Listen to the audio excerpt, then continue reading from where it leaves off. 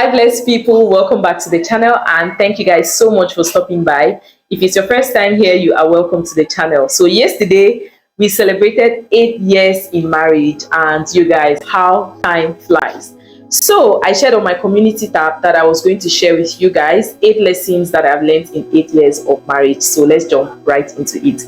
The first one is that my husband is not the problem. We are both fighting against the problem. Okay, I think that there's a tendency to see your spouse, your partner, your husband as the problem whenever there's something, maybe there's a big issue and you guys have to make decisions. And it even gets worse when you have varying opinions. So I think we should do it this way, my husband thinks we should do it that way, and I so much believe in what I think. So I begin to now see my husband as the problem. That happened to us a lot in the early days of our marriage, but that's something that I've come to a point where I know that, like, it's a consciousness that I live with. My husband is never the problem, he's not the issue. Whatever it is that is going on in our marriage, whatever season we are in, we are both working together to make sure that this season does not break us. Okay, so your husband is not the problem.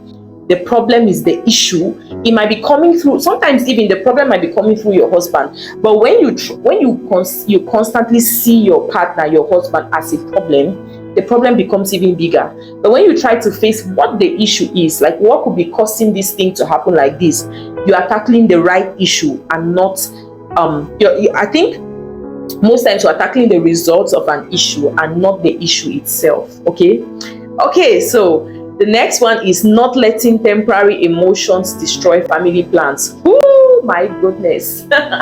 So there were times when we would plan maybe like a weekend, say we're going out with the kids, and because maybe we have a heated conversation at night, I wake up the next morning and I'm frowning from Africa to Europe. Like, who does that? And I'm spoiling the mood, I'm killing the joy of the kids. Who does that and why? You guys, I have repented from that. And that, I think that character used to disturb even my work. Like when I'm angry at my husband, I'll not be able to do my work. I'll just be angry. It's like the whole world should just be angry with me. Like, it doesn't make sense. The work cannot stop because of your emotions. And one of the things I've come to learn is that emotions are fickle and they cannot control me. I can control them. So even if I cannot remember the last time my husband has seen me frown for a long period of time, or act like I don't want to talk, or just act funny.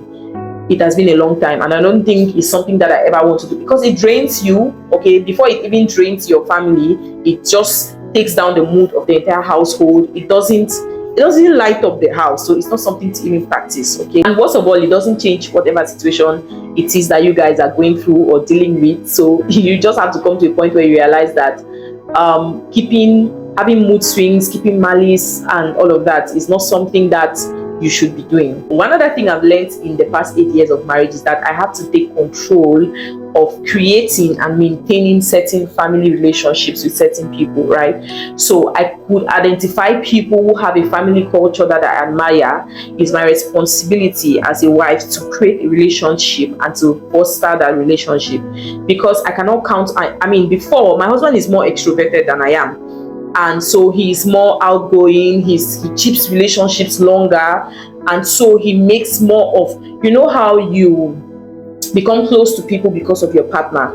So we have more of those kind of people through my husband than myself, and that's because even over the years, like, my husband still is very close to people that he went to secondary school with. I think even some people that he went to primary school with. So my husband keeps relationships and he builds new relationships. He's very good at that. So I think I was leaving that for him. But then there are people that, as a woman, I just feel like we have, I don't want to call it superpowers, but let me use the word superpowers just so that I can raise our shoulders a bit. But I feel like we have superpowers. Like, we can sense when something is right for the family, when something is right for us, right?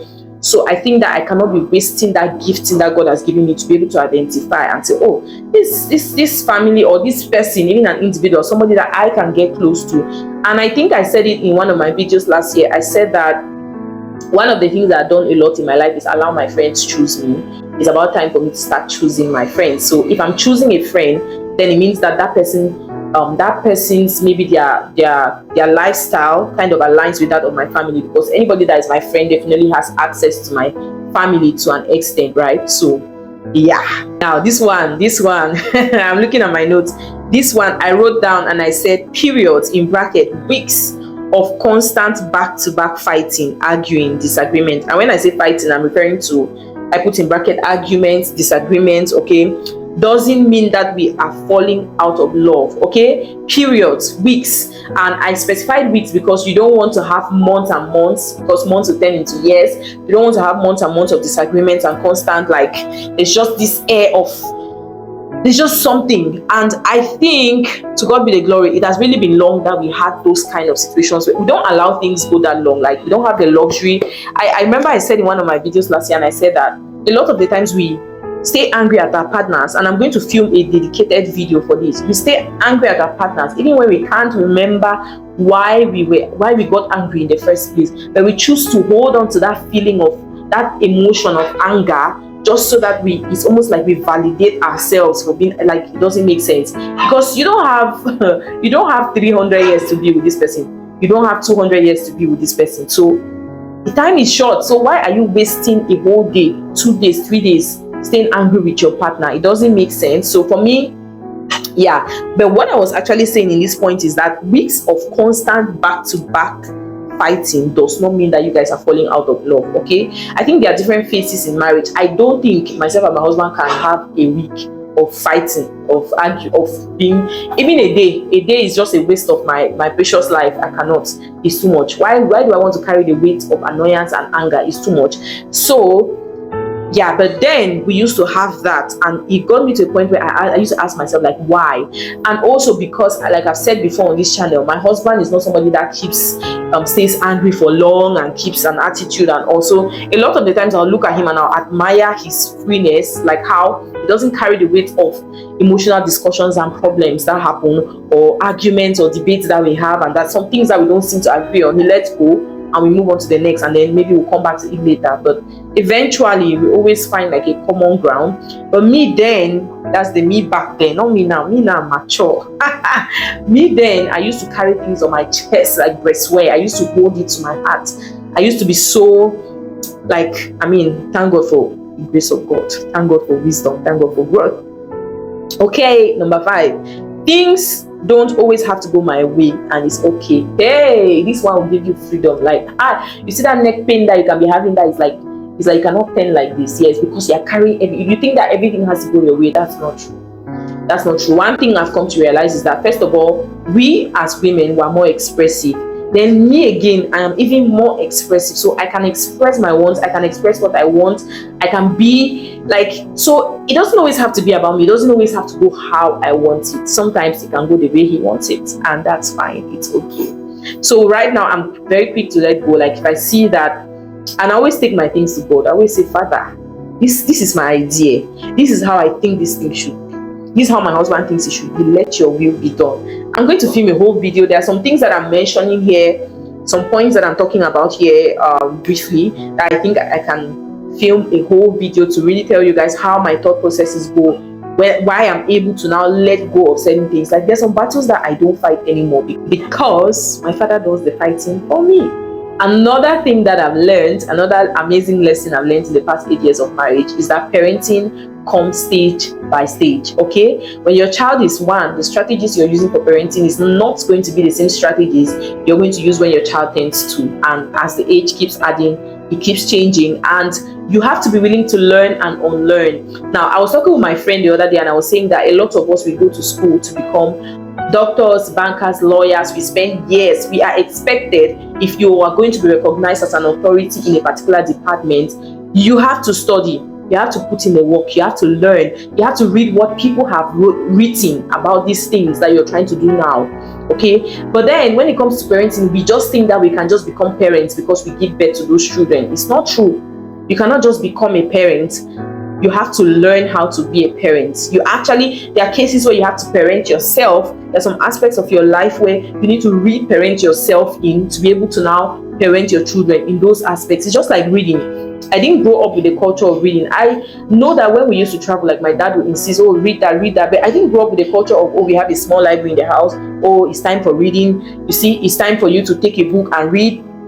I mean, I remember my primary school, we had a library in my primary school, but I think the discipline of reading in my home was not a consistent one. It was more of read your books so that you can pass. It was more of you have to pass. So reading, I remember my dad would wake us up at night around 3-4 a.m. so that we should read. We always wake up. It was consistent. But then the reading was not more of like, oh, I can read a self-help book, I can just read something that I love. It was more of reading in order that you pass your exams. Okay, so the reading in this context which I'm talking about creating a culture of reading where a child actually love to read. And that's why after I finished my schooling, it was difficult for me to start picking up a book now to read.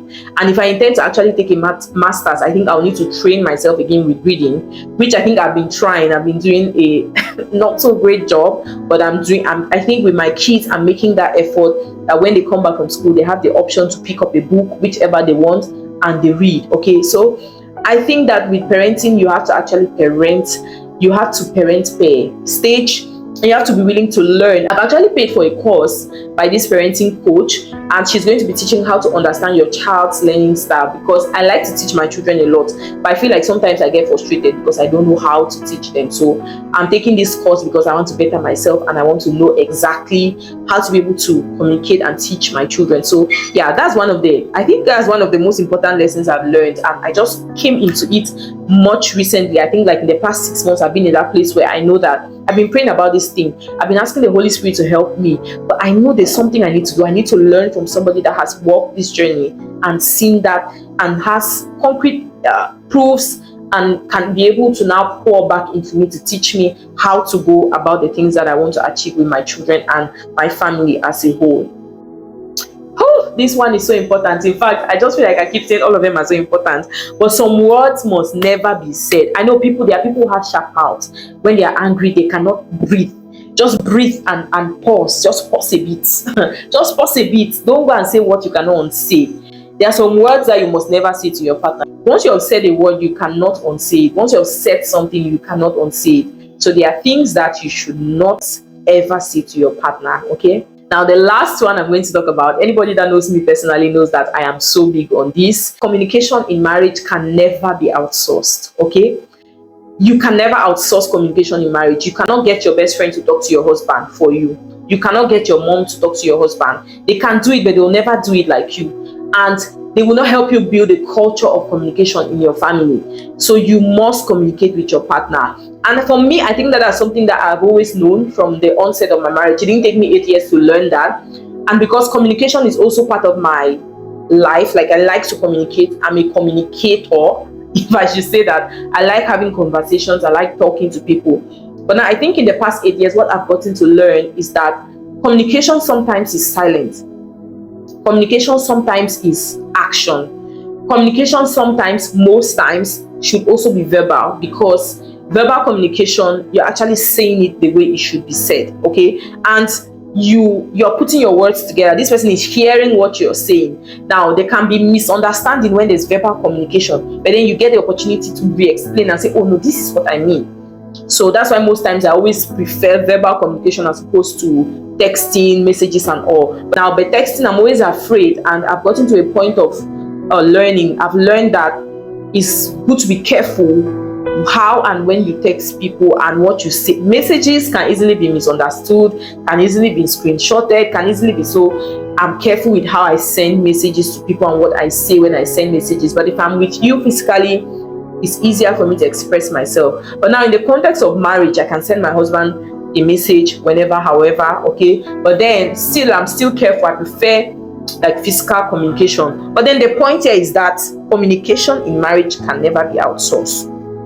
Your friend cannot communicate to your husband what you want to communicate to your husband, okay? Of course they can, but then they cannot come into your home and build a communication culture. And you cannot always outsource. You cannot always say, oh, I have a problem, I'm not going to talk. Just tell him that. You have to learn it. It's something that, there's some skills in life that I feel like you must learn it, even if you are not gifted, okay? I remember a couple of days back, I saw this girl. She's very gifted in a certain area, right? But she was doing a video to talk about this area where she was gifted in, and I realized that she was struggling so much with putting her words together. Even after the video had been edited, I saw that she was struggling, and it just made me be grateful to God more, because I can sit down and record a video. I can record a 15-minute video without even using my book, though most times I like to have my notes because it gives me pointers and I don't get to forget things. But I can build up on little points and say so much without missing any word, and that's me being fluent. But now this person who is not gifted in that area has to learn it because she needs it as a skill for her business, right? So there are people who are gifted in different things. They're gifted in different things, but in life you have to be willing to learn certain other things in order to be able to balance. So that thing that people say, I don't know how to talk, I don't like to talk, it doesn't work. Okay, it doesn't work. You have to learn how to communicate with your partner, because that's how you build a culture of communication. That's how you build your home. Thank you guys for watching this video. If it's your first time, please subscribe, and I'll see you guys on the next one. Bye.